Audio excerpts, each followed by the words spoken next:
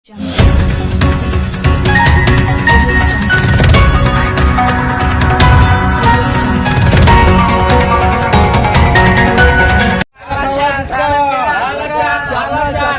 दिलेल्या गुटख्यासाठी गुटखा 10ला 3, 10ला 3, 10ला 3, 10ला 3.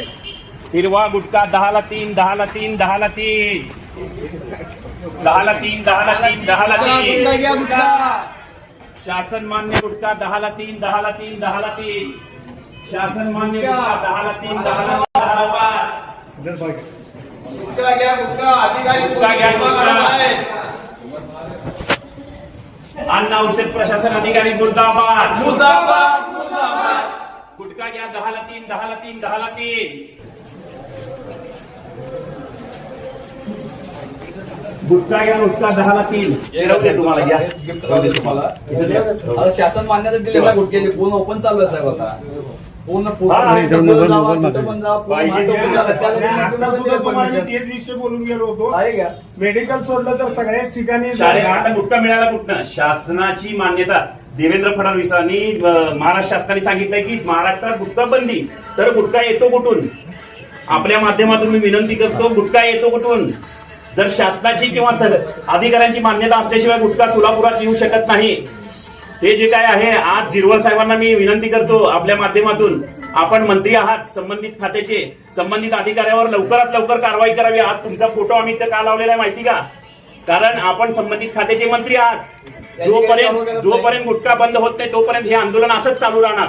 मी अधिकाऱ्यांना विनंती करतो प्रहारच्या माध्यमातून की तुम्ही याच्यावर लवकरात लवकर कारवाई करा, अन्यथा या गुटख्याची माळ उद्या आम्ही अधिकाऱ्यांच्या गळ्यात घातल्याशिवाय राहणार नाही.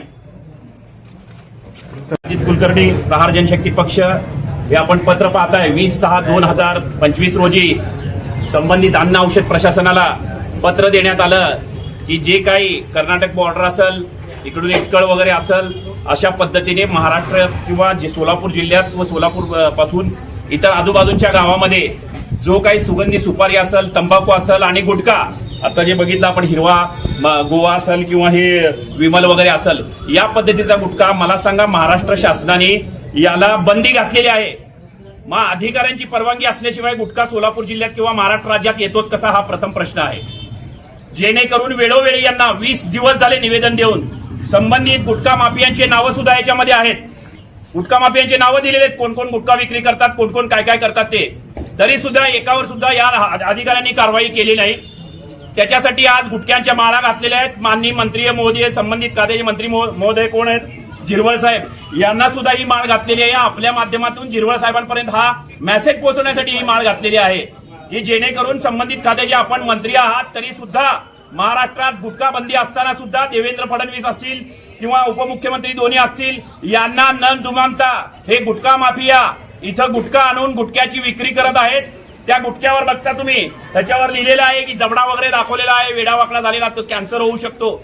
तरी सुद्धा या पद्धतीचा गुटखा महाराष्ट्र आणि आजूबाजूच्या परिसरात येत आहे. याला जबाबदार फक्त आणि फक्त संबंधित अन्न औषध प्रशासनाचे अधिकारी आहेत.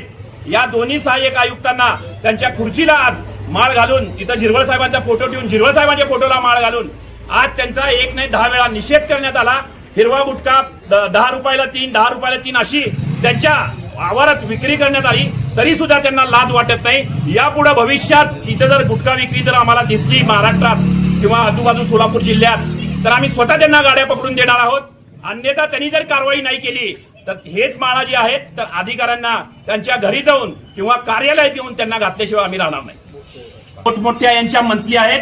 स्वामी नावाचा जो काही इथं रिटायर झालेला जो अधिकारी किंवा कोण मला माहित नाही तो अधिकारी आहे का शिपाई आहे, पण स्वामी नाव मात्र फार जोमात पुढे येत आहे.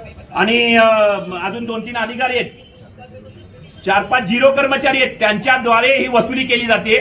लाखो रुपयांची मायाही जमवली जाते. मला सांगा, आतापर्यंत गुटख्यावरचा नियम आहे की गुटखा जर पकडला तर संबंधित गुटखा हा जाळला जातो, कॅमेऱ्यामध्ये हे केलं जातं, त्याचं निरीक्षण केलं जातं. तर यांनी काय करतात, अर्धा गुटखा असा काढून ठेवतात, विक्री करतात, त्यांच्याकडनं तोडी करतात, गाड्या पकडतात, तोडी करतात, गाड्या सोडून देतात. असे माझ्याजवळ 1 नाही 10 उदाहरण आहेत. जेणेकरून 100 आता त्यांनी जर 1 ट्रक गुटखा पकडला असला, अर्धा ट्रक तो पार्सल करतात, संबंधित अधिकारी त्याच्याकडनं मंथली घेतात. सगळ्यांचे नावं सुद्धा मी दिलेले आहेत, तरी सुद्धा कारवाई करत नाहीत. हरामखोर अधिकारी आहेत, त्यांच्या विरुद्ध प्रहारने आता लढा सुरू केलेला आहे. या पुढचा मोहोळ असतील किंवा पंढरपूर असेल, मोडणीम असेल, मोठमोठे जे काही गुटखा माफिया आहेत, करोडपती झालेले आहेत, ते यांना मंथली देतात, यांच्याकडून पैसे त्यांना देतात.